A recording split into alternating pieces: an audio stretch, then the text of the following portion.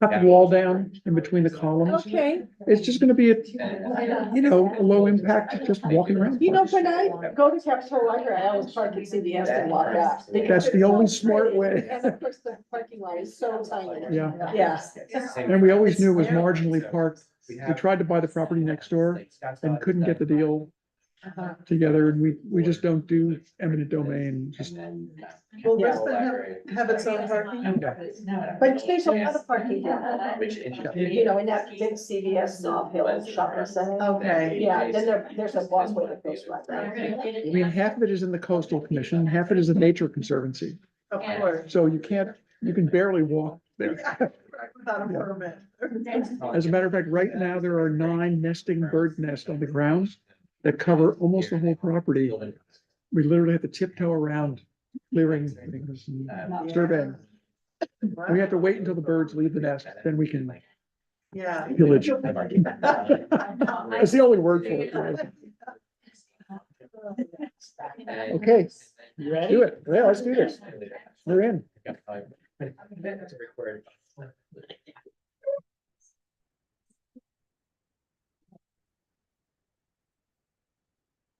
Okay, we'll call the Library Advisory Commission meeting of Monday, May 6th. In session, may I have a roll call, please? Commissioner Condelwall, Present. Commissioner Burt, Present. Commissioner Wynn, Present? Commissioner Wall, Here. Commissioner Rogers, Here. Commissioner Dubin absent, and Chair Turney. Here, thank you. Any additions or deletions from the agenda? Seeing none, motion to approve? I move that we approve the minutes. So moved. Second, all in favor? Aye. On to oral communication. Is there anyone from the public who would like to address the commission on items that are not on this evening's agenda? Anyone online? There are no online comments. Very good. We'll move on to report by library director. Eric. Chair, I've submitted it in writing. We have a really good set of presentations for you today. Very good. Is there anyone here from the Friends? Yes.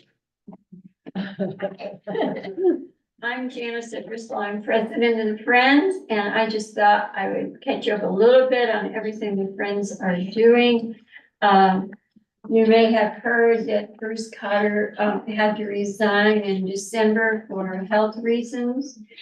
He is recovering, he's doing well, he's getting better. I haven't talked to him really recently, but I have spoken to him and he's on top of things. And if anyone wants to send regards, I can give Helga his personal email if you want to just drop him an email and say hello. That'd be great if you could distribute that. I would be very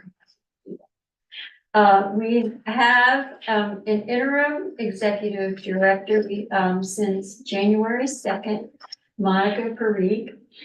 She was on the board and then she's had a lot of fundraising and nonprofit experience, and she was able to move into the position, but not able to work full time. So we've been working with our part-time executive director, and all of the board has jumped in. It's a very active, enthusiastic board, and we're covering all the bases and we're rolling along.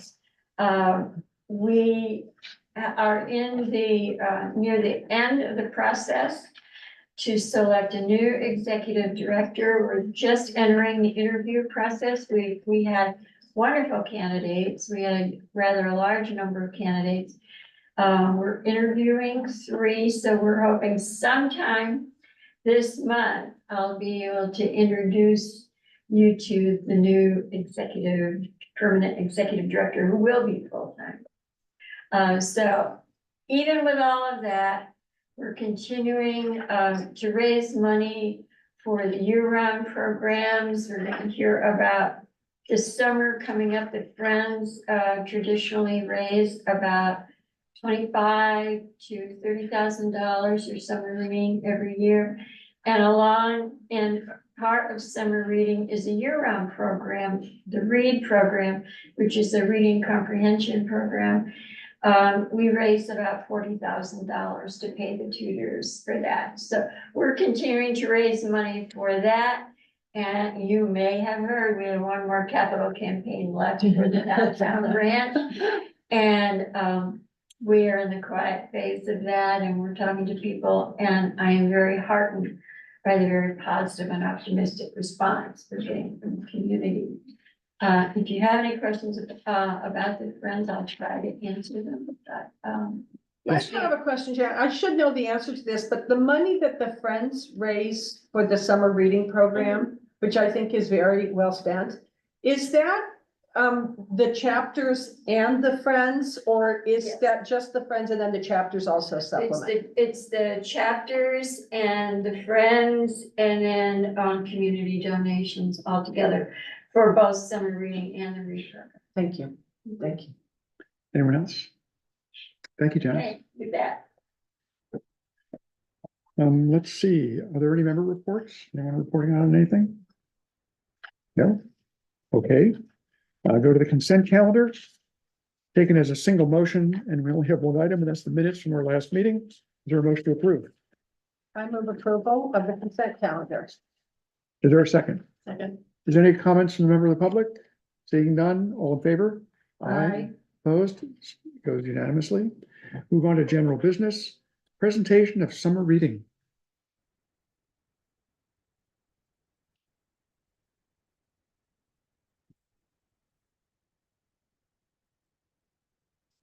Good evening, everyone. I'm Heather Norquist, and I manage youth programs and services for Foundry Public Libraries, and I'm here with Jessica Friedman, who manages adult programs and services.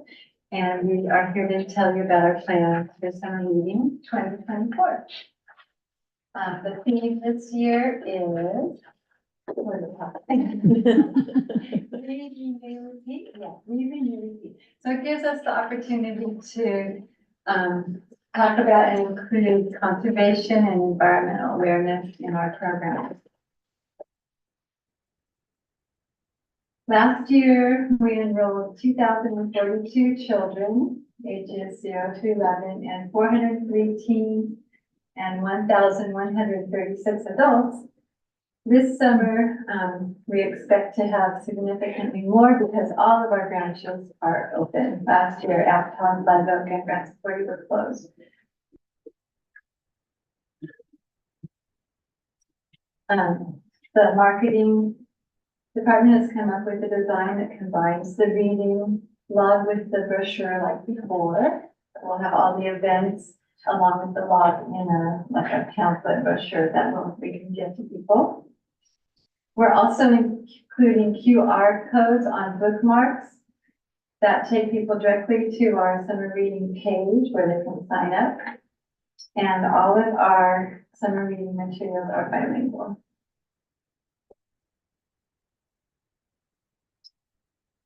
Like before, people can log their reading either in the Beanstack app or in a paper log, it's their choice.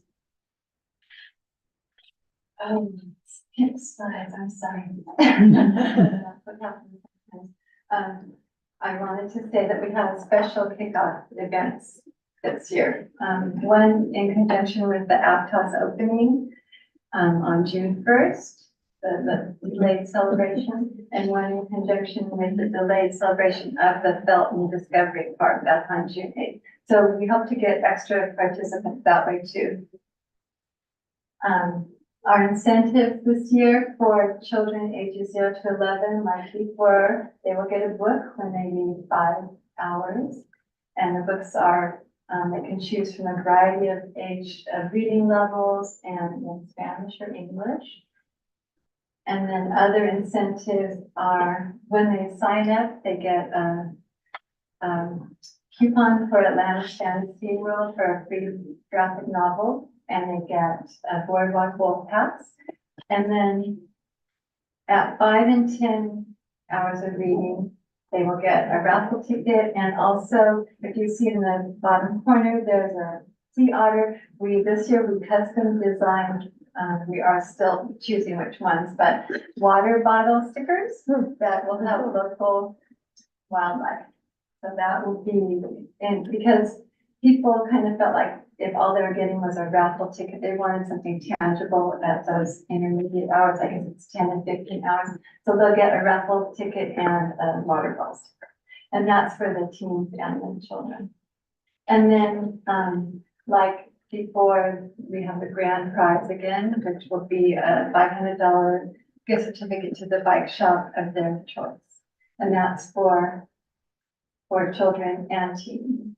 And the teens this year, they only wanted raffle prizes. They didn't want other incentives. So they have 3 grand raffle prizes, the bike shop certificate and Beats headphones and AirPods. We have lots of special performers happening. The Friends are funding 2 performances for each branch, and some Friends chapters are also funding additional performances. And some of the special ones. We have just a few new ones. If I can find that. Oh, we have a pirate ventriloquist. Okay. We have some clever parrots, a bilingual comedy magic show, and then we have some of our loyal performers who come back every year, like Slim Chance and Tom Naughty Bubbles, and Fratello Marionettes. So it'll be fun to see some new things.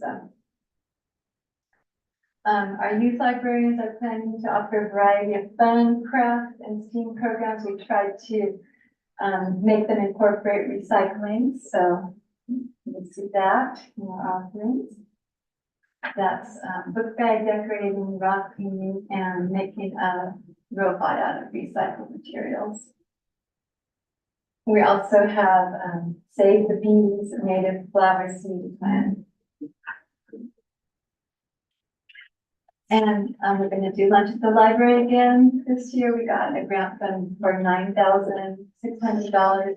We're going to be giving books for families to build their home libraries at the summer meal sites that are usually in conjunction with summer school. I just wanted to say that studies have shown that the number of books in the home helps predict early reading abilities, and that children in the highest social and economic status have over 5 times the books in their homes as children in the lowest quartile. So it's really important. And I'm really happy that we can do that through our lunch at the library funding. And another fun thing that I'll tell you is that they wanted us to incorporate farm to table into the library program. And because we do pop-up visits, we're not really, we just come and we do our thing and then we leave. So it's hard to plan something with a farmer or something like that. So what we're doing is bringing a bucket of my worms from my backyard composting. They get to have a special field trip.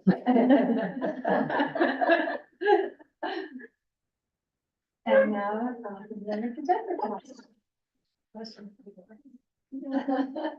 I didn't know about the worms.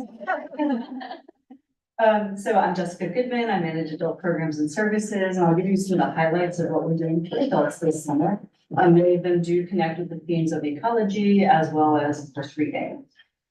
So we have gardening workshops with the UC Master Gardeners at some of our branches.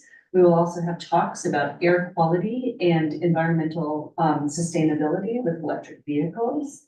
We'll also have a film showing and discussion of one of the documentaries from an environmental documentary series that PBS has done. We will have several author talks in person and online. We are highlighting our new virtual author talks platform, which has just launched this month. That is, the virtual author talks are live or on demand. You can go back and watch all the recordings. It is thanks to funding from the Capitola Friends of the Library. So very excited to have this new platform. In June, we will have 3 authors of adult books, and in July, we'll have 4 authors of youth books. So we will have a variety of creative workshops. botanical printmaking and bookbinding and sewing, as well as some writing workshops on eco-poetry and nature journaling. For the performing arts, we have the annual Santa Cruz Shakespeare Talk about the plays of the season. We will also have our special Soundswell Live concert. This one's going to be combined with the Aptos Grand Opening to kick us off this summer. Soundswell is the library's digital collection of local music, and so these concerts highlight artists in our database. So this is Cement Ship. They're going to be playing at Aptos. And then as a special thing with Soundswell this year, our Soundswell team and our Jailbridge team are teaming up to bring Soundswell concerts into the jails this summer. So we're super excited about that. So for incentives, in keeping with the spirit of the themes of ecology and reducing consumption, we are focusing just on experiences and on reading. Instead of doing any kind of bulk giveaways, we are going to increase the number and types of raffle prizes that we're offering. So our raffle prizes are sponsored by the Friends of the Library, so thank you to the Friends. We do have a special early sign-up raffle prize, thanks to Santa Cruz Shakespeare. And this year, instead of just 2 tickets for adults, we have a package of 4 tickets, 2 adult, 2 youth, that somebody can win for their early sign-up. At 5 and 10 hours, we're offering bookstore gift cards. So we will have 30 people can win bookstore gift cards. We've created a new silver level for 15 hours. And the silver level, 2 people will win a family membership to the Museum of Art and History, and 4 people will win a membership to the Museum of Natural History. And then finally, at our 20 hours gold level, we're offering 1 person gets a family membership to the Monterey Bay Aquarium, and 1 gets a California State Parks annual pass. That's nice, yeah. I know, exciting. Let's see what else. We will also be at several of the annual community events. This year, you can find us at Pride and Juneteenth and the Japanese Cultural Fair, the Pleasure Point Street Fair, and the Museum of Natural History Summer Festival. So we'll be out there, come and see us. See if you have any questions or comments. Anyone? Well, I just want to commend you. I mean, I remember when I moved here 10 years ago, summer reading program was, I mean, it was vibrant, but it was, I mean, this is it on steroids. You guys have done a fantastic job. Thank you for that. And it's nice to see how much programming is set, set to appeal to adults. Yeah, you always think of it as a kids program, but yeah, thank you. Thank you very much. We'll move on to everyone's favorite subject, the budget. Eric? Where are Thank we? you. So have that queued up. No. You didn't give me anything. Oh. I thought we had the same one from before. You know, I'm just gonna do it then from the packet that we have. Which is the proposal that we provided to our board, JPA, last week on May 2nd. And I'd like to call everyone's attention, if you could, to the picture on the front of the packet. And the reason why is this is a result of a really remarkable partnership that Jessica helped lead with an organization called Cradle to Career. And it really is the cornerstone of much of our work. We really depend on these partnerships to understand what the community needs are and what we can do and how we can better serve the community. So we run a program called Tech Help, where we work with individuals, whatever their needs might be with technology. We make a lot of assumptions about what those needs might be. And it's when we build these partnerships, when we really learn and can key into what the community needs. And this group, what we recognized, and we did this with our bilingual staff, and we did focus groups, and we identified that the parents really need support connecting to the platforms that they use to connect to their schools.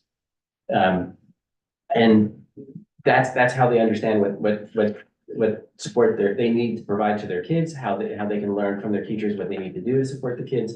So if they don't have that technology, that digital divide has a really significant impact on them and on their kids and then on the entire school. So we really zeroed in with this pilot project to help support those parents so they could get that technological expertise so that they could support their kids. The reason why I'm going on and on about this is because we had to make some really tough decisions. We have an exceptional person, we have an exceptional IT team, and we are looking at a retirement at the end of this fiscal year. And so we were weighing the costs and the benefits around our strategic plan and how we support the community. And we recognize that we're gonna have some costs if we retire this position with that person. But we're also looking at some technological changes that are coming down the pike and already exist, and we're gonna migrate much of our IT or our web-based work into the cloud. And so we made the decision that we're gonna convert that position into a number of other positions that will really help focus and zero in on this kind of work that we're doing.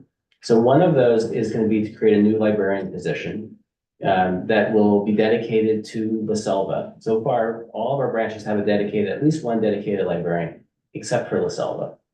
And at this time, what we've been doing is taking the very busy librarian staff at Aptos and having them help support La Selva.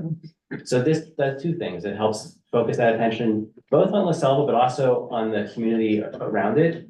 What we do often is we look at a 2-mile radius from a branch and we say that's the community that the library staff support. It's not just the people who come into the building, but that community around that branch. And so it's like a 2-mile radius, a 10-minute drive time is what we look at. So this person will be dedicated to helping support the branch and then also that surrounding community. And then that librarian at Aptos will be able to go back and dedicate their time to their community in Aptos. The money also from that retired position helps support a couple of other things. We're going to create a division inside the organization that will be focused on outreach. So it'll be really focused on building these partnerships that are so key for us to understand how we can better serve the community. We're also going to retire a position that's in our admin office, and we're gonna convert that into a bookmobile driver. Right now, we have 2. And so when someone goes on vacation or is out sick, it's a struggle. But there's a number of other benefits to having that. It's a half-time bookmobile position, I should say. There's a number of other benefits to that position. One, it can be our carrier too. So right now, our courier service runs from Monday through Friday. So if you are living here in the Branson 40 area and you order a book that's only held in Aptos, the carrier through Monday and Friday will pick that book up and then deliver it to the Branson 40. When that carrier comes to work on Monday, when you have all 10 branches open on Saturday, and right now we have 2 open on Sunday, they have a heavy load. But also, there's been this delay in getting books to the branches because of that 2-day period. So the carrier, the bookmobile position that we're creating would help do the carrier service on Saturday. And then also, we're looking at potentially using, when they're not backing up the bookmobile, to have that person help support the annex for 3 days during the week. It's gonna have a very small collection, and just to put it in perspective, the bookmobile carries around 2,500 items. We're looking at only about 500 items at the annex, but the annex will also have holds. It will have a drop box, so it needs maintenance. So it will need somebody there for at least part of the week. So it helps support the system, and then it also helps support this work that we're doing through Live Oak. So it's giving us a division head, which is basically converting a librarian 2 into a librarian 3. So that they're focused on outreach, which right now includes our bookmobile, jail service, and then, as I said, really kind of helping to support the focus of building these partnerships. That is one of the big changes that we're doing in the budget. It hasn't gone up very much since the last year's proposed budget, but there's a couple of other things that are going on that you should be aware of. You got it up. Thank you. Yeah. We can skip to the next one, then I'll see if I'm on track. I don't know if it's caught the February board meeting, but I presented some, of what, when, basically, some of the trends that we've had in the past that we really can't base the future on. And what I mean by that is, over the past 5 years, we've had, half of our libraries closed for construction. We've also had COVID, furloughs. As a result of that, we didn't have to pay utilities, custodial, and with the furloughs, we've reduced our costs with staffing. And it built up a surplus. And so we are wondering, and I'm not an accountant, and so we're really looking at the numbers and trying to figure out in 10 years, where are we gonna be? Because what we've been doing is we've been using the surplus to balance the budget. But we've also been understaffed. So it looks on paper like we're using the surplus most years, but we're not. Because we have these vacancies, plus in those positions, there's line items in the budget. So for instance, the training coordinator is supposed to set us up with conferences, et cetera. But if there's no training coordinator in that position, then they're not spending the money in that line item. So then that goes back into the surplus. And so we hired a consultant who's gonna come back in June for the JPA meeting then and present on this 10-year forecast for us to show us what this is gonna look like when we are going forward with changes really that we haven't had in a long time because we've had these libraries closed and we've had the furloughs, et cetera. So we're hoping to use that to get a better picture of our spending and where we will be. And so they also are looking at CalPERS, how the retirement changes are going to affect things, projected revenue over time, and they're putting those models together. And so we'll take a closer look, but this gives you what we are likely looking at going forward for our next fiscal year. And there's one piece here that I want to call your attention to, which is the one-time costs. And the JPA did vote to move this draft forward, which means they come back in June and then they take another vote on it for the final vote for it. But the one-time costs really help us stay on top of innovation and resiliency. So I mentioned we're retiring that IT position. And one of the things that we'll do is get a consultant to help us take the website into the cloud. Another piece for our resiliency is having an actual generator back up our IT service. And one thing that we're going to explore is using the old generator that we've had that's been a partial backup and then taking that potentially to Boulder Creek. So we're going to explore that option. So that's what that funding is allocated for. And then it's that time again when we're going to take a deeper dive into our strategic plan. And so we'll start that probably late spring next year. And then the last one is getting an RFID consultant. So someone who's going to help us look at taking our collection and potentially automating it, the handling of it at some of our larger locations. So it's a fairly common practice now, but it requires putting a tag and touching every single item in the collection. And then that would allow us to have patrons drop off their books and then it gets sorted automatically, which really does increase the efficiency.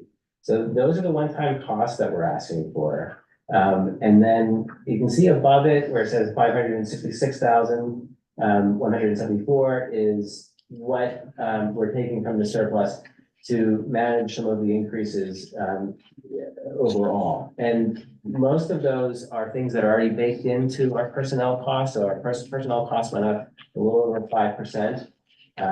But the budget itself overall is a little over 2% greater than it was last year. So it's not a dramatic change from last year, and there will likely still be some savings in vacancies as well.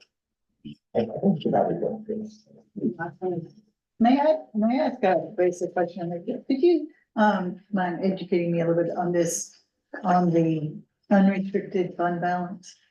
So that fund has, there's a portion that we have to keep that's restricted, and then the unrestricted is when we have, so for instance, I've been in this interim role now for almost 7 months, and we haven't filled the director position, but we're budgeted for the director position. So that money isn't getting spent. And at the end of the year, it goes into the unrestricted fund balance.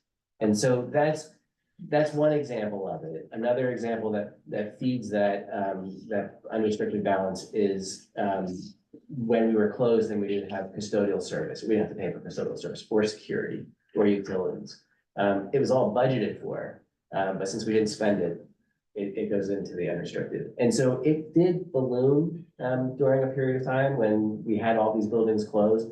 And then we also didn't staff up entirely because we didn't have to at that time. We only had 5 branches open. So all of that helped build it. And then going forward, coming out of that, and that's why I said, like, that's why I think it was important for us to have a consultant, because we really can't base our current or future practices on these past trends, because they were really so anomalous. And so they're gonna help us look at some of these models and see what it will actually look like. Because you can see here, we're budgeting to cover our budget using that balance that was created. But it means that on paper, we're exceeding what our revenue is. And now in actuality, we'll still have vacancies. And so we're trying to get a clearer picture too on that, so that we can budget a little closer to what the actual revenue is. So it doesn't, we're not always having this surplus at the end of the year. So it's a couple of factors. It's partly how we've been budgeting, but also these challenges that we've had with the buildings closed and COVID, et cetera. Can you explain the permitted uses of the restricted? The conditions on the restricted and the percentage, I forget what percentage we're actually supposed to allocate for the restricted. Allocating 20% for a reserve fund, and then the unrestricted, you see, I think it's 5.6 million, that's the unrestricted fund balance, so that's up to the board to vote to add into the budget at any point on the directors. What are the restrictions on the restricted None. fund? There are none. So there really is no difference between the restricted and the unrestricted fund balance? Yeah, sorry, there's a policy and I just don't have it memorized. I can get it to you. But it's at the pleasure of the governing board? Yes, so I'll, that's a very good question. We never unfortunately have to go to it, so that's why you're catching us both on, but we'll bring the We policy. also don't have to add to it because it's a stable amount. Yeah. Right. Right. Okay. And I'll say this too, that's an interesting update, and surprised many of us in a good way. The JPA asked us, last week, what percentage do we use of revenue for collections? And it's 8%. It's something that we've had for a long time. Right. And the question came up as to why. And we've actually just in the last couple of months started to try to benchmark it with other library systems and to find out what they use.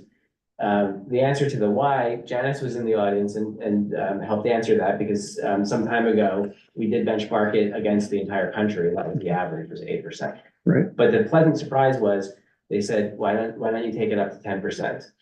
And so, and they said to use the unrestricted reserve balance to cover that. So But that's not reflected in this proposed budget. not, because that happened just last week. Right.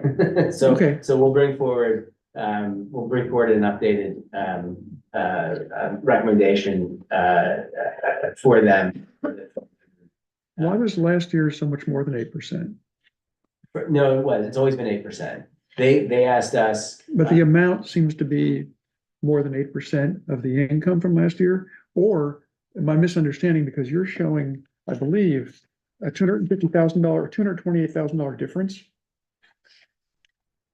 in this year over last year. Let me get to that page. I could So be this is just 8% of the 8% of the revenue for the collection. correct. Okay. So you listed the changes, books and periodicals. $271,000 decrease, What page is that? page 20 or 27, depending on how you're looking at this. Either page 20 or P27. P27, thank you.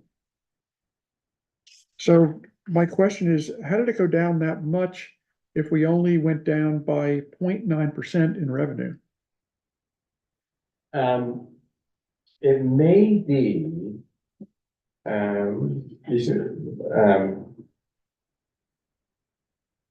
I did ask, The number is, this decrease is correct between last year's budget and this year's budget. So that part is correct. I just don't understand why it would drop precipitously like that if our revenue only went down 0.9%. Well, we did have the use of, so we have some trust funds that are restricted for materials collection, and so we did, sorry, it's a long day. It's okay. You're not under the gun. Trust me. Sincerely.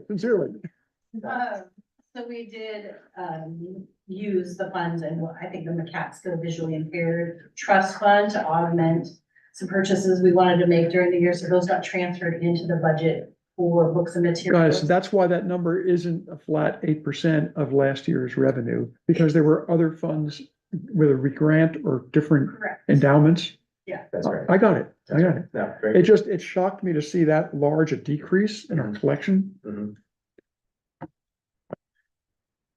when our revenue went down surprisingly small amount, really. Well, I'm encouraged about the 10%. Yeah. I would totally vote for that. In a heartbeat. Yeah. The 8% was hard fought, your fault. Yeah. May I ask Yes. a question? Just, actually, I think this kind of dovetails with Mike's question, and that is on, it's page appendix B, the trust fund details. So, I mean, some of these gifts were, one was made in 1949. Yes. In 2011, in 1981, and we still have the money. And I'm just wondering if there's a plan to spend it. I mean, La Selva Beach just got a brand new library. They have 14,000. I mean, why couldn't we just move that into La Selva Beach, you know? There's one for downtown. I mean, I understand downtown's getting a new library. Wouldn't it be nice to use some of I the think the same. $100,000? That was, I don't know what year this was, but you know, we have 103. I would just like to encourage you to spend these funds, because I think it's kind of messy to just have them on the books. And some of them were spending the interest plus a small amount, but others, it just says we're putting the interest back in the fund and we do nothing with Well, so these one of them endowments. did say they wanted it to last in perpetuity, which, okay, I mean, I get that one, but most of them don't have that level of detail. So I just would like to encourage, you know, the system to spend these funds when appropriate. There's one for Scotts Valley Library. They just got a new, you know, remodel. It seems like that would have been a good way to spend some of that money. La Selva Beach has, you know, a little fund. So anyway, I raise this every single year during the budget. Sometimes I think it's restrictions on the way it's written, the trust is written, and that it makes it more complicated to actually just take all the money and be done with it. Yeah. That's my, I understand, but it seems like we could look a little closely at it, especially with the downtown branch, yeah, because we could find, you know, a good basis for using most of this Yeah. by the description of the yeah, funds. I well, mean, it looks like it. providing vibrant physical and visual public spaces. I mean, here's one, this Utter Trust, it was created in 2004, so 20 years ago. We're sitting on $278,000. Right. It's supposed to support the purchase of library materials and programs. Oh, you guys actually do that. I mean, it seems like we could spend that money, you know, along the terms, and I mean, unless there's just a policy I'm not aware of. Well, yeah, I mean, that's the Friends, right, hold the trust. Hold The that community particular fund, I trust. think the community fund just holds it really, actually. I can't remember. Yeah, I it does say think the it's- Community Foundation is Yeah. holding it. Well, they for hold it, the but I think Friends. the Friends, don't they have the, Mhm. it looks That's what like, it says it's meant. yeah. Yeah, they're the ones Some who of the receives the organizations gift, we yeah. work with restrict how much of the principal, you can't, either can't touch a principal at all. Yeah. And can only take the interest, or if you do want to use the principal, I have restrictions, and it differs by organization. The exactly Community right. Foundation. Yeah. What I'm saying. Yeah, so it belongs to the community foundation, but they only give the check to the friends and they only give the interest to the check. Beware when writing in trust. Yes, yes. Complicated, but Yeah, it's worth a little bit of study. When I was there, we did close some of these trusts if we were able to get them into the libraries directly. But I think the ones that we did, the ones that the friends could close, we couldn't close the other Okay. one, yeah. Yeah, and as Kira was saying, that helped to reconcile that difference. What we saw in the drop was because we were successful at closing a lot last year. Were you gonna say something? I will speak to the Richardson Trust is written where I tried to contact the trust, the representative who's in charge of that trust to ask if we could exhaust it, and they said no. The way the trust is written, it's only for the principal, for the interest, I mean, that they earns every year because they wanted it to go on for how, for as long as it could. And so I think unless you go back to the family that owns that trust or has the rights to that trust to amend it, you have to go by the original. Yeah, okay. Right, no doubt.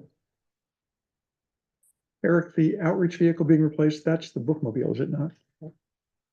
On the vehicle replacement chart? We have money in there for replacement, and that was also a question that came up at the JPA was to examine the city's policy and the county's policy too around green vehicles. So we're not, Well, no, I understand that. I'm just asking you if the word outreach vehicle at 350,000, is that the bookmobile? oh, yes. Done. Yes, sorry. You answered my question. You answered more than my question. Thank you. Yeah. But I'm glad you asked that because that is something that we're gonna be looking at. And that's a city schedule that we adopted, if I'm not mistaken, isn't it? As far as replacement, 100,000 miles or whatever Yeah. it was, right? As Kira's noting, there's a nuance there, it's the parameters, but it's something that we are gonna take a look at and also see what the county is doing as well. We have worked with the city on trying to get them as green as possible, but in the Freightliner position, there was just no other option besides the gas power that could bring them up a mountain with Oh, however many pounds are in the bookmobile. no, I understand. So we have been searching for those. Every time we go out for a new vehicle procurement, we work with the city fleet manager to say, what are your uses for this vehicle? And does it make sense for you to be electric or does it make sense to be hybrid? And so we do kind of work with them on replacing our vehicles and what's the most ecological, most.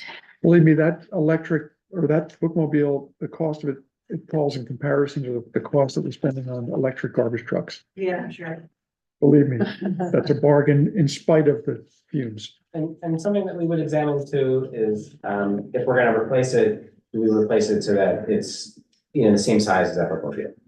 Because there's an argument to be made that we might be a little bit more nimble. It restricts us into like what places we can go visit with it because Interesting. it requires so much space. So Two smaller bookmobiles? it may make sense to do something definitely smaller, whether we get two out of it or not, I don't know, Yeah. but something smaller. Great. More questions on the budget? Eric, did you have more that you wanted to Those were the main go over? pieces. And it, I did have one more quick question. Okay. So now that La Selva Beach is getting a librarian, will every have at least one librarian? Yes. And the caveat to that statement that you made is they still have to vote on that in June. Okay, So, okay. but, yes, that's the whole intent is that LaSalle is the only branch right now that does not have a dedicated library. Some have one, some have two, but, so is this adult librarian or? what we've been calling them is the branches that have one librarian, like, Garfield and Boulder Creek, we call them generalists. So they cover both adult and youth. Is every librarian basically a generalist if they need to be? If they need to be. Yeah, I mean, but they have, it's nice to have, when we can, it's nice to have someone who spends that time and has that proclivity for youth literature and activities and services. And vice versa with adult. and do the librarians still collaborate amongst the regions like, the north, the south and. You the- can't stop them from doing it. Trust me, But trust me. I'll say, what they do, and then, but also across the entire system, so, we meet all the librarians meet on a quarterly basis. And then soon we're gonna be getting together, I mentioned this last time we met, with the Friends on a schedule when they can meet with the chapters and get their input on programs and services, but they have a big quarterly meeting, and then they review everything they're doing for the next 3 months. I guess one question I had was, I noticed that, this is just an example, like the Deaf Cafe has bounced around from Scotts Valley, to various places. I think it's happening at Aptos now. And my question was, since one of the librarians must have made arrangements with that group, who does the Deaf Cafe, do other libraries get the opportunity to do they ask other libraries that they'd like to arrange it also? How does that work? You know, There's a because- number of things that go into that equation. I don't know, Jessica, you wanna chime in? I mean, speaking for the Deaf Cafe as an example, yes, so what we're trying to do when we work with organizations like hospice is Yeah. they have areas of the county that they want to reach. And then we want to make sure that things are kind of getting spread across the county. So that's why they end up at different places. So they did more at, like Scotts Valley because several branches are closed. Now that Aptos is open, we can finally bring them over there. So, but it kind of depends on what the community group is. And that can also be true for volunteer-led programs because sometimes they want to, go at particular branches and have a service. Thank you for maintaining open hours. One of my questions is, I know that we dropped Sunday from Capitola, but they still have the same number of open hours. How did we do that? But they shouldn't have the same number of open hours. Then let me go to one of the many charts here and take a look. Perhaps I read it wrong. But it hadn't happened yet. It happens, yeah, it happens August 4th. is P their- 44, Mark, 44, P 44. P 44. Thank you very much. Okay. I'm just looking at Capitola, and it seems that No, I think that, let's see here. We left it that way because we weren't sure that those Yeah. hours would be going with us. so that will go down by the number of Sunday hours. It'll be the same as Aptos. Same as Boulder Creek, same as Brent's 40. So, but yes, So they'll all be 46 hours. yeah, because remember the vote, we had to have this prepared for the JPA last week, and then they only voted last week for that change. Okay, So that's still under discussion, right? The Sunday hours. So they did vote to, 'cause it was a temporary measure when Aptos was closed to prop up Capitola correct. and help mitigate the effects of Aptos's closure on the community. So last week they did vote to end Sunday service, and then that will take place August 4th. The idea originally was 6 months after Aptos opened. Got it. Okay. So there was no consideration of having some of the more regional branches like Aptos and Central be open more. I mean, it seems like a flat 46 across the board, except for downtown, seems short-sighted. Or does the population, that the kind of throughput that we have through the libraries support this? Should we be giving some more, some less, I like the, equal hours for equal branches, but I don't know, are we serving the public? It's a great question. It was one that when I made the recommendation to close, I recommended that when we do that strategic plan, we do a more holistic approach.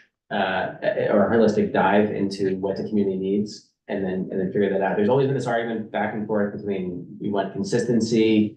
We're also trying to meet the different needs of the different areas of our community. Agreed on consistency. That's a factor. And so my hope is that next spring we start to do that exploration. We did a number of things before we made that recommendation to close Capitola. And it's I recommend if you're interested in it, there's an extensive report done on Capitola, but it goes beyond Capitola. The questions we were asked included doing cost modeling. So one idea was to have Felton open and Capitola open and close downtown, so there's like this geographic balance. So we looked at the cost modeling there. We were also asked to do a GIS modeling of demographics around the different branches. And we were asked to just define population density, but we took it a couple steps farther. We looked at poverty rates. We looked at how many kids are in school. We also looked at seniors and connectivity. So what's the percentage of people who can't get onto the internet? Right. And then we took that 2 mile radius again, that 10-minute drive time around each of the branches and then compared. And then we also surveyed patrons in Capitola on Saturday and Sunday. Because we weren't sure which day we were going to close if we went back to a 6-day. Mhm. And so we did all of that.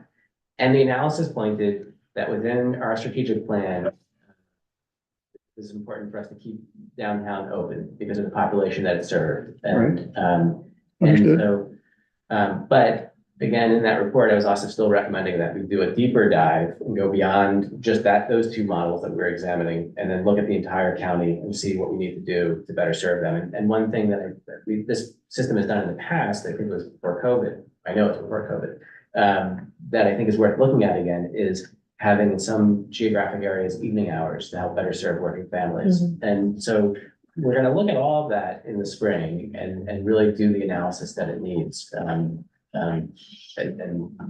that's, I think that'll begin to answer. No, I understand where you're going with it. It's a really complex issue. We want to serve the public to the best of our abilities, and I'm assuming that the 46 across the board, those are not the same day, same times.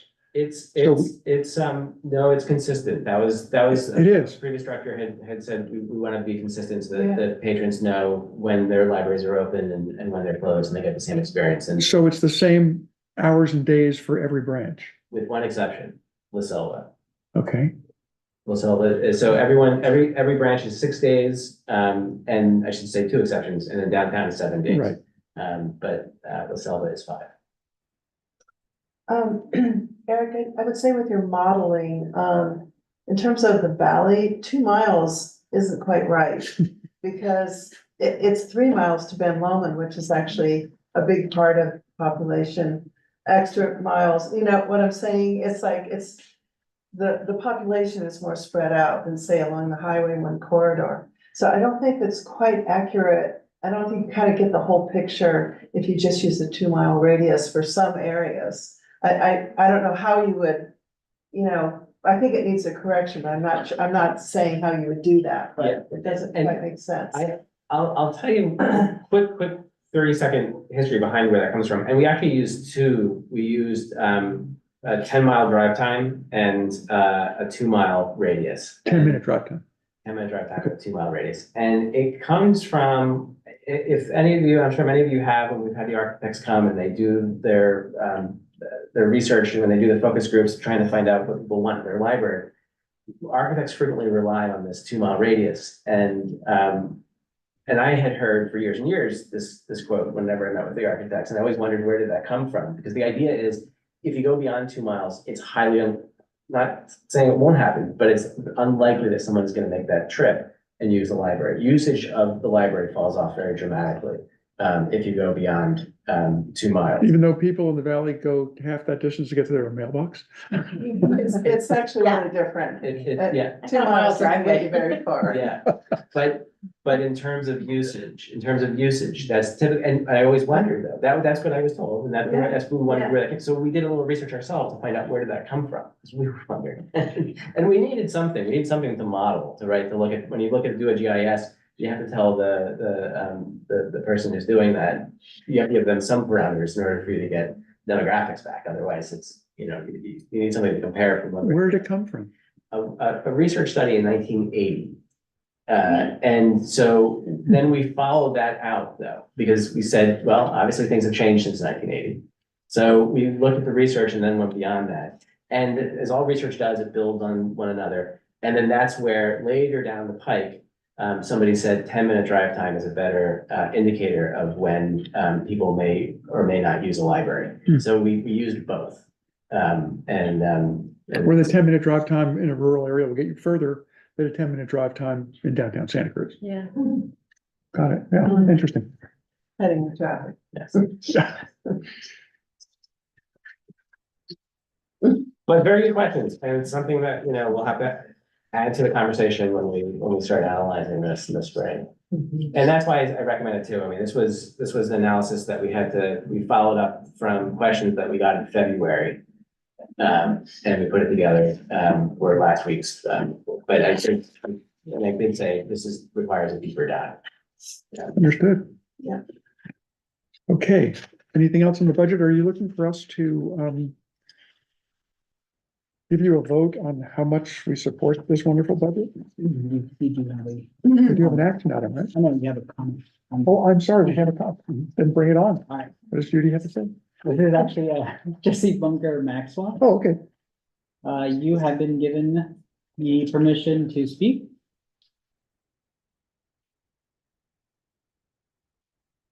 You'll have to unmute yourself first, Jesse.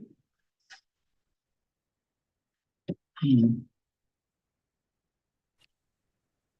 you go, thanks. Welcome, Jesse. Hi, thank you. I wanted to say that we see in the budget that the systems coordinator position, which is in the library's IT department, is being deleted, and that the funds that are being spent on that position now will be used to fund other positions outside of the IT department. The decision to delete the position seems premature since the scope of duties of this position are immense and have been critical for the library system as a whole for many years. We think that deleting the position should only be considered when plans for compensating for this loss have been finalized and implemented, and that the results have been evaluated. Once the position is deleted and its funding spent elsewhere, it will be difficult to recreate it. Thank you. That's an excellent point. Thank you very much. Eric, what about that position and how is it being infilled? Well, there is a position in IT that also works on the web. And so this is something that, like I said, there's going to be cost to it. There will be cost to it. And what we're doing is we're reflecting about the necessary change that we are tasked with within our strategic plan. And so when you're weighing those pros and cons, we do feel strongly that this is the direction that we need to do to meet our objectives in the strategic plan. But it came after consultation with the manager of the IT department. We felt confident we can do this and make this transition. So who will take on the duties of the coordinator that's being eliminated?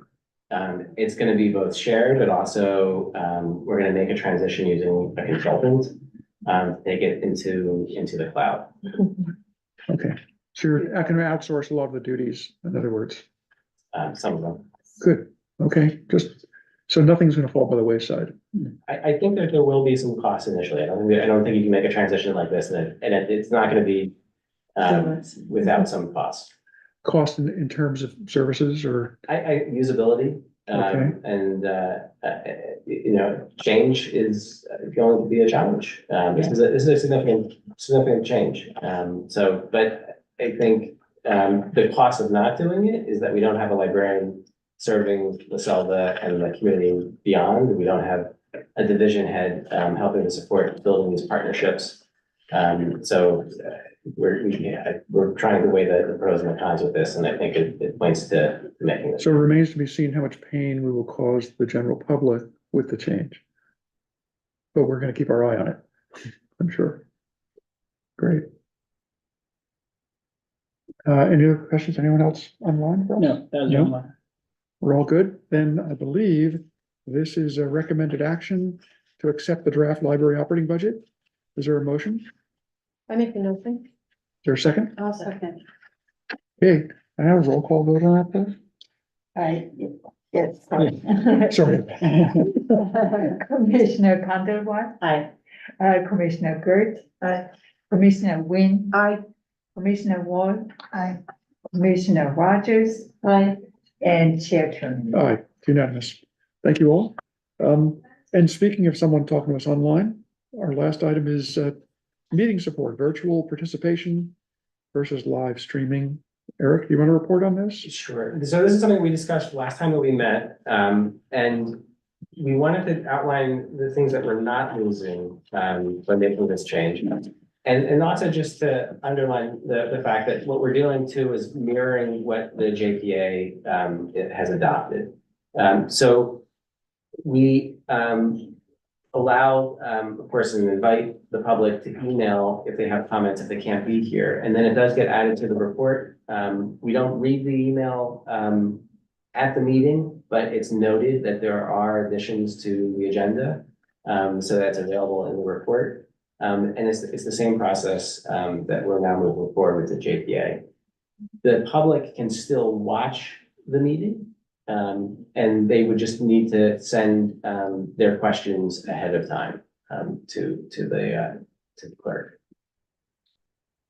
I kind of brought this up last time, and I'm reluctant to just pass it by and just let it go by the wayside, because I look at this commission as being so much more, it's the conduit to the public. The JPA is not necessarily, even though it's a public body.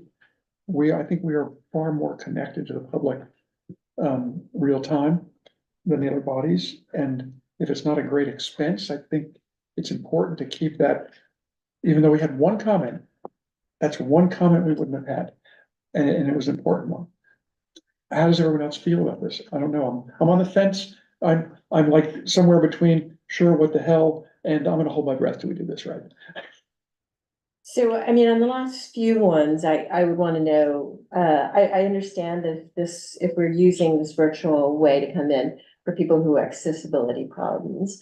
But in the last few months, or the last several, because I know we missed several meetings, have we had people who have had issues to coming to the libraries? And if we really haven't, then it's just sort of ease for them. So this person who just spoke, was it just of ease to stay home, or could they have emailed the question? We don't know. Yeah. That's the problem. And I think like what we could do is we could say, like, if you have some sort of problems in reaching our meeting, that they can contact the staff.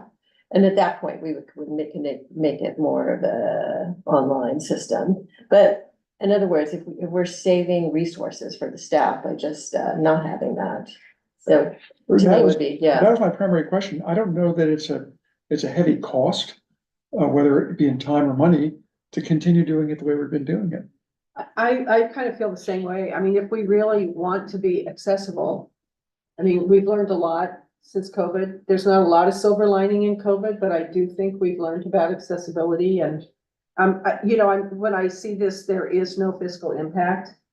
I kind of feel like if everything's equal, why wouldn't we allow the public to be, to participate?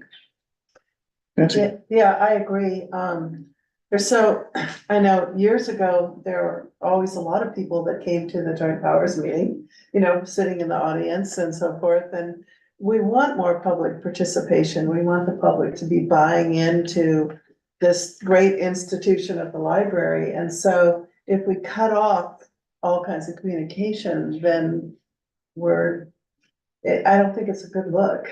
And we might miss something valuable, that comes along. So if there's no fiscal impact and it's not, then I say keep it.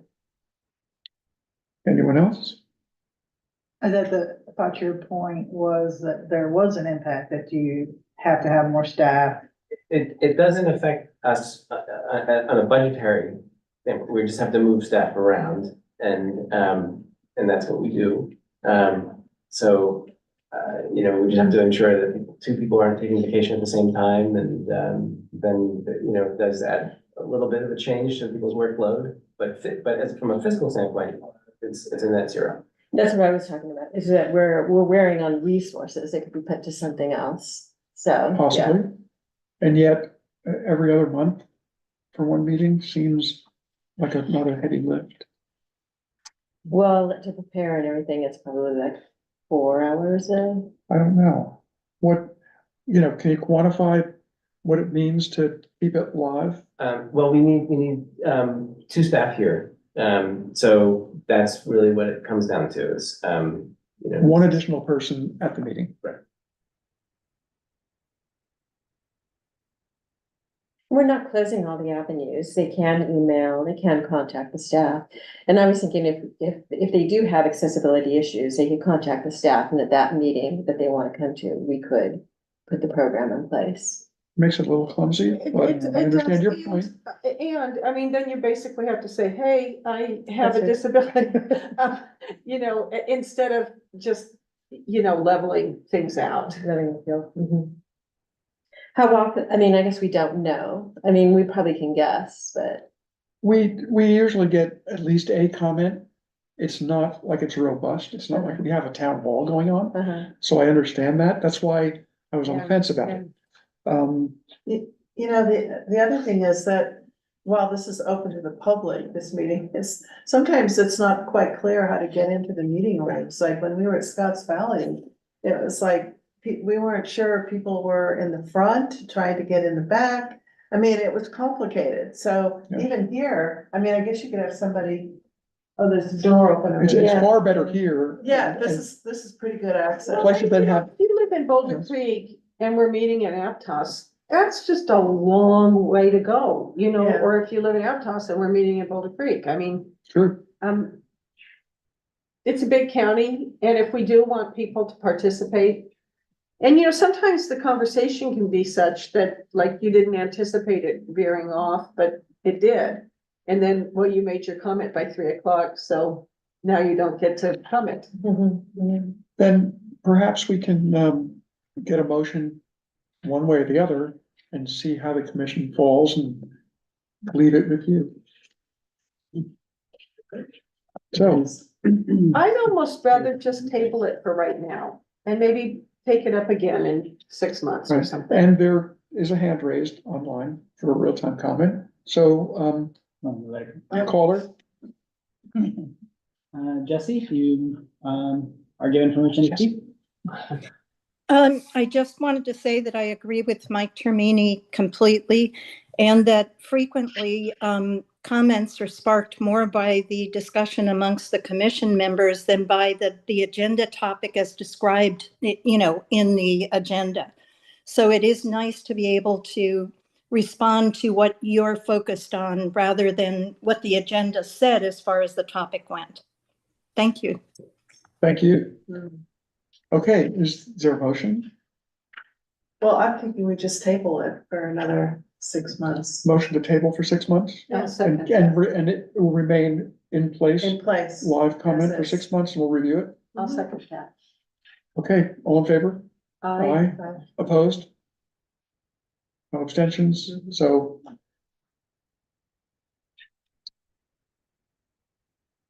And speaking of 6 months, any news on director? I believe we will be hearing very soon. I don't have any more details than that from the JPA on. So it'll come from the governing board, It'll probably come from the city of Santa Cruz. Oh. They typically send out a press release. from HR. The city of Santa Cruz does? Well, everyone's an employee of the city of Santa Cruz. That's HR. Oh, They run the HR. oh, right now. okay, okay, Technically. okay. I was thinking it was the JPA. For better or for worse. Okay, Yeah, okay. I thought it would be too. Mhm. actually. I believe they announced the previous director through a press release from the city, but I don't know if you recall. They did, but I hesitate because the county ran that recruitment and the city's running this recruitment, so I'm not sure how the city will move forward. So soon. Very soon. Got it. Very soon. Let's see, we have the next meeting on July 1st. And where is that location? Boulder Creek. Boulder. Sorry, I didn't put it in the box. Boulder- It is in the Boulder box. Creek. Boulder Creek. Very good. Any other comments from directors for the good of the order? Regarding librarians, collaborating for your own entertainment, you may want to go on YouTube and, search March of the Librarians. It's entertaining and informative. Martian? March of the Oh, Librarians. March. It is, That would be entertaining. it is it's a video compilation of the National Library, the convention. And it's, narrated by Morgan Freeman, and it's very much like Oh. the March of the Penguin, so. That sounds. And it's absolutely brilliant. I just love it. So if there's nothing else,